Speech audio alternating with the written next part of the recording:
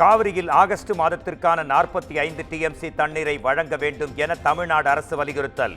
தமிழ்நாடு அரசின் கோரிக்கை குறித்து வரும் 30ஆம் தேதி ஆலோசித்து உத்தரவு பிறப்பிக்கப்படும் என காவிரி மேலாண்மை ஆணையம் அறிவிப்பு.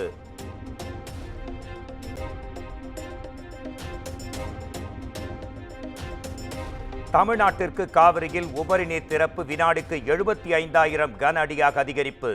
காவிரி கரையோரம் தாழ்வான பகுதிகளில் வசிக்கும் மக்கள் பாதுகாப்பாக இருக்க அறிவுறுத்தல்.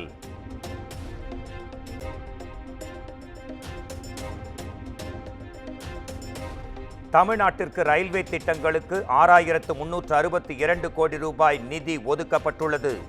காங்கிரஸ் அரசை காட்டிலும் பாஜக அரசு 7 மடங்கு நிதி ஒதுக்கி இருப்பதாகவும் மத்திய ரயில்வே அமைச்சர் அஸ்வினி வைஷ்ணவ் பேட்டி.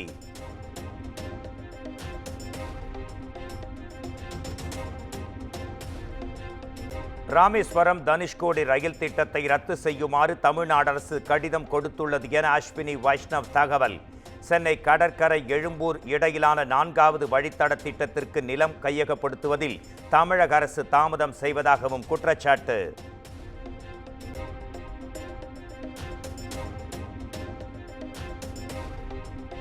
மத்திய பட்ஜெட் நரேந்திர மோடியின் அரசை காப்பாற்றுமே தவிர நாட்டை காப்பாற்றாது.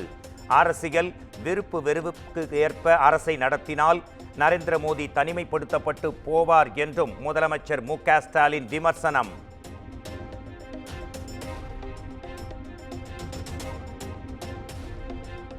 நில மோசடி வழக்கில் முன்னாள் அமைச்சர் எம்.ஆர். விஜயபாஸ்கருக்கு மீண்டும் சிபிசிஐடி காவல்.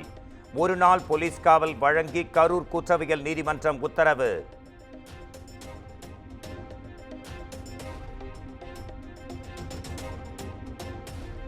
திமுக ஆட்சியில் மதுக்கூடங்களுக்கு ஆன்லைன் மூலம் டெண்டர் விடப்பட்டு வெளிப்படைத் தன்மையுடன் முடிவெடுக்கப்படுகிறது.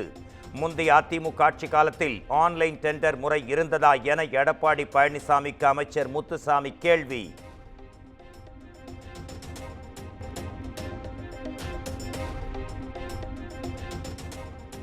எடப்பாடி பழனிசாமி என்ற சுயநலவாதி இருக்கும் வரை அதிமுகவை ஒருங்கிணைக்க முடியாது.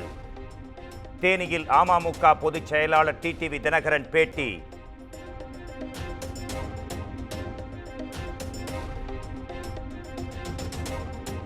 நபார்டு வங்கியில் வட்டியில்லா கடன் பெறும் விவசாயிகளை இயற்கை உரம் வாங்க நிர்பந்திக்க கூடாது என மனு.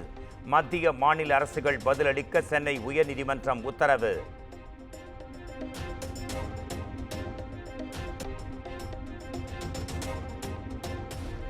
செந்தில் பாலாஜி வழக்கில் ஆதாரமாக கூறப்பட்ட பென் டிரைவின் தகவல்கள் கூட அமலாக்கத்துறையிடம் இல்லையா?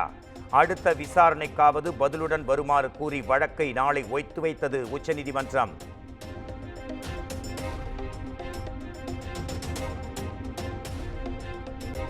தனக்கு வாக்களிக்காத மக்களுக்கும் பிரதமராக இருக்க வேண்டும் என முதலமைச்சர் ஸ்டாலின் கூறியதை நிறைவேற்றுங்கள். மக்களவையில் பட்ஜெட் உரையின் போது திமுக எம்பி தயாநிதி மாறன் வலியுறுத்தல்.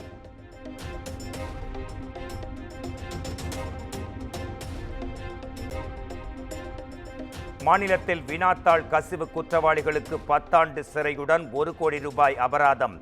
பீகார் சட்டப்பேரவையில் மசோதா நிறைவேற்றம்.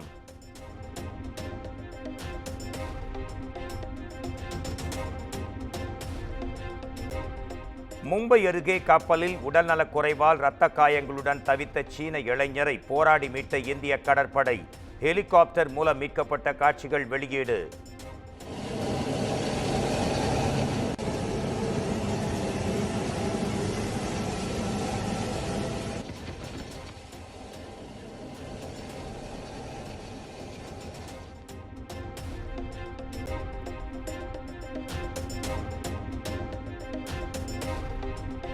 ஆந்திராவில் ஆற்றில் இறங்கி மத்திய அரசை கண்டித்து காங்கிரஸ் மாநில தலைவர் ஒய்.எஸ். ஷர்மிளா போராட்டம்.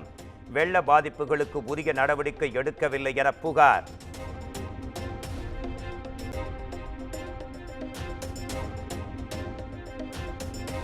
பாகிஸ்தானில் கிறிஸ்தவர்களுக்கான திருமண வயது 18ஆக அறிவிப்பு.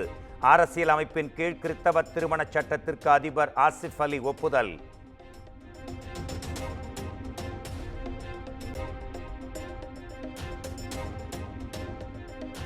நடிகர் தனுஷின் ராயன் திரைப்படத்தின் சிறப்பு காட்சிக்கு அனுமதி. காலை 9 மணிக்கான சிறப்பு காட்சியுடன் சேர்த்து மொத்தம் 5 காட்சிகள் திரையிட அனுமதி வழங்கியது தமிழ்நாடு அரசு.